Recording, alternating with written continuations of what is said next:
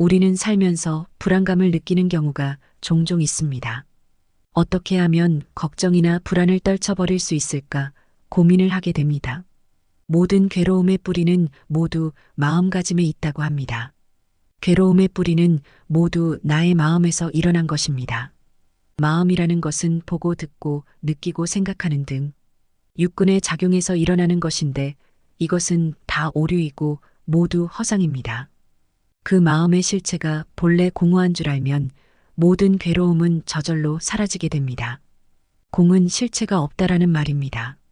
어떻게 하면 걱정이나 불안이 와도 쉽게 떨쳐버리고 마음을 편안하게 유지할 수 있을지 이번 영상에서 법륜 스님의 말씀과 지혜를 전해드리려고 합니다. 영상을 끝까지 시청하시고 마음의 편안함과 긍정의 에너지를 채우시고 삶의 지혜를 얻기 바랍니다. 예를 들어 여러분이 자다가 꿈속에서 강도를 만났다고 합시다. 그래서 살려달라고 도움을 청하자 관세음보살이 나타나고 강도는 사라졌습니다. 그러다 눈을 뜨게 되니 강도가 없어졌습니다. 그렇습니다. 꿈이었던 것입니다. 강도가 없으니까 두려워할 일도 없고 도망갈 일도 없습니다. 그러니 도움을 청할 것도 없고 도와줄 사람도 필요 없었던 것입니다. 이게 다 꿈이라고 하는 정신작용에 불과한 겁니다. 그런데도 우리는 꿈속에서 강도를 만났을 때처럼 진짜 강도가 있는 줄 알고 두려워하여 도망을 가고 관세음보살이 진짜 나를 도와준 줄 알고 고맙다고 인사를 합니다. 이게 다 꿈속의 이야기입니다. 잠에서 깨버리면 다 허상이었다는 것을 알게 됩니다. 그것을 갖고 공하다 이렇게 말합니다. 그런데도 사람들은 자신이 일으킨 생각에 사로잡혀서 옳다 그르다 생각하고 그 생각에 집착해서 온갖 괴로움을 스스로 만듭니다. 사람들은 자신이 일으킨 한 생각에 사로잡혀서 강도다, 관세음보살이다 하면서 괴로움을 스스로 만듭니다. 나쁜 사람이다, 좋은 사람이다. 이러면서 화를 내고 짜증을 내고 미워하고 원망을 하고 난리를 피웁니다. 한 생각 돌이켜서 이 사로잡힘에서 벗어나면 모든 괴로움과 얽매임은 즉시 사라집니다. 한 생각 돌이켜서 라는 것은 눈을 번쩍 떠서 이런 뜻입니다. 눈을 번쩍 떠서 이 사로잡힘에서 벗어나면 모든 괴로움 얽매임은 즉시 사라집니다. 괴로움이 있다고 하니까 괴로움이 사라진다고 표현을 하는 것이지 늘 깨어 있으면 괴로울 일이 없습니다. 요를 펴고 이불을 덮고 편안하게 자고 있으면 괴로울 일이 없습니다. 하지만 악몽을 꾸면 고통을 느낍니다. 그럼 누군가가 나를 괴롭히기 때문에 고통을 받는 걸까요? 그렇지 않습니다. 내가 내 생각에 갇혀서 고통을 받는 것입니다. 둘째로 내 마음을 살펴봐야 합니다. 자세히 보면 모든 고통과 얽힘은 내 마음에서 일어납니다. 고통 없는 사람은 행복한 사람이며 자유로운 사람입니다. 이 모든 고통과 묶임을 주의 깊게 보면 모두 내 마음에서 일어납니다. 하지만 우리는 어떻게 생각합니까? 너 때문에 화가 나서 미치겠어. 너가 나를 이렇게 만들었어. 이런 생각으로 다른 사람을 탓합니다. 하지만 어리석은 사람들은 이 고통과 묶임이 외부에서 온다고 말합니다. 예를 들어 농부가 비가 너무 많이 오거나 비가 오지 않아서 고통을 받는다면 농부의 고통의 원인이 마치 비가 그의 고통의 원인인 것처럼 말합니다.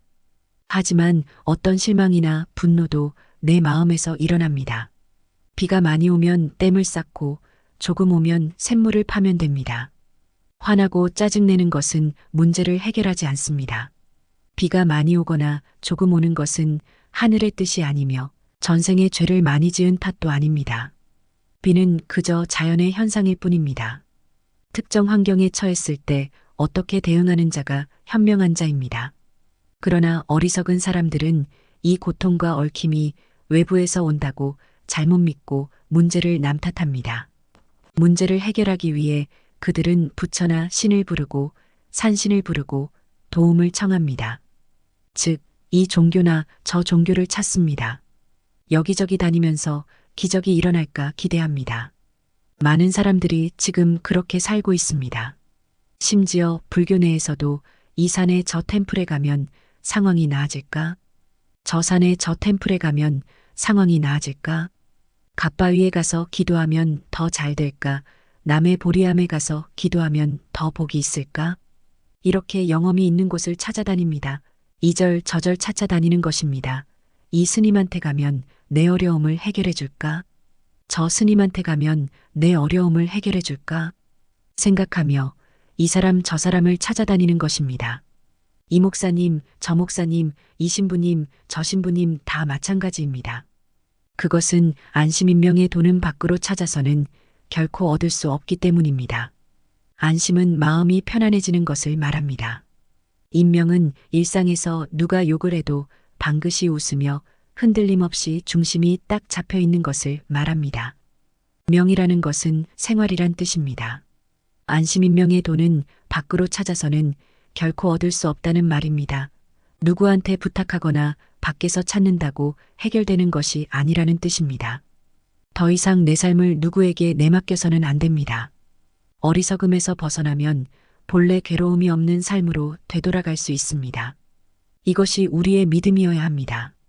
내가 그 이치를 올바르게 이해하고 그 과정을 실천하고 경험해야 합니다. 그럼 이 괴로움을 어떻게 없앨 수 있을까요? 허상에서 깨어나는 것입니다. 호랑이 꿈을 꾸면 호랑이를 잡아야 되고, 구렁이 꿈을 꾸면 구렁이를 잡아야 되고, 강도당하는 꿈을 꾸면 강도를 잡아야 되나요? 아닙니다. 눈만 뜨면 됩니다. 꿈에서 깨어나 눈을 번쩍 뜨면 괴로움이 사라집니다. 괴로울 일이 없어져요. 이런 관점을 항상 유지해야 합니다. 관점을 놓치더라도 내가 놓쳤구나.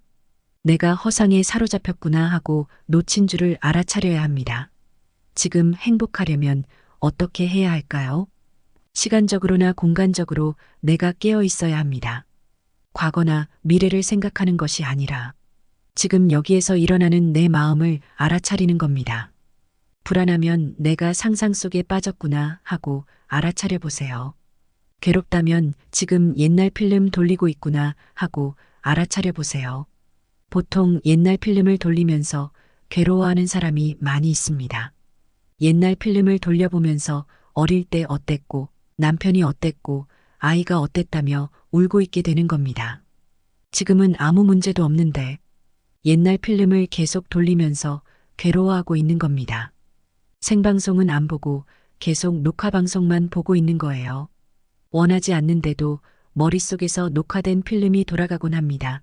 다른 사람이 그 사람을 보면 그냥 앉아 있는 것 같지만 그 사람은 완전히 과거의 생각에 사로잡혀 있습니다. 뱀한테 물리고 나서 또 뱀한테 물리면 어떡하지 하면 트라우마가 생깁니다.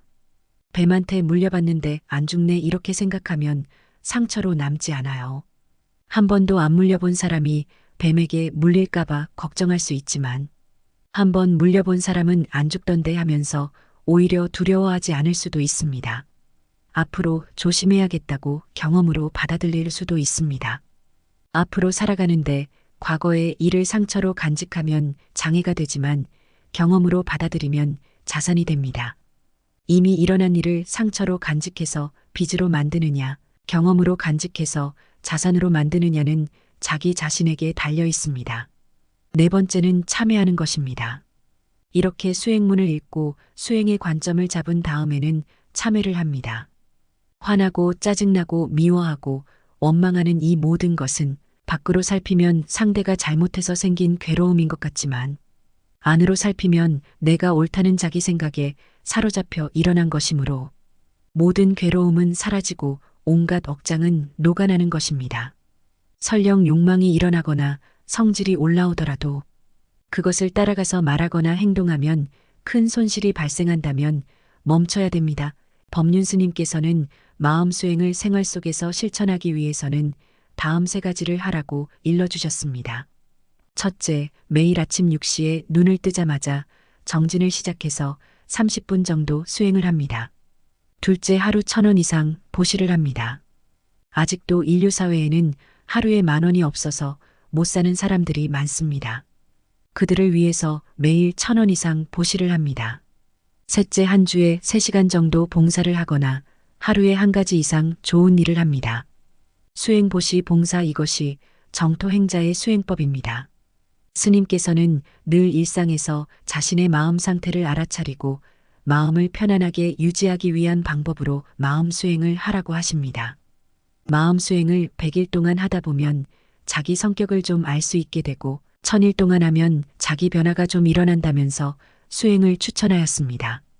법륜 스님께서는 왜 1000일 동안이나 결심하고 마음 수행을 해야 하는지 이렇게 말씀하십니다. 수행은 마음을 닦는다, 행을 닦는다 하는 뜻입니다.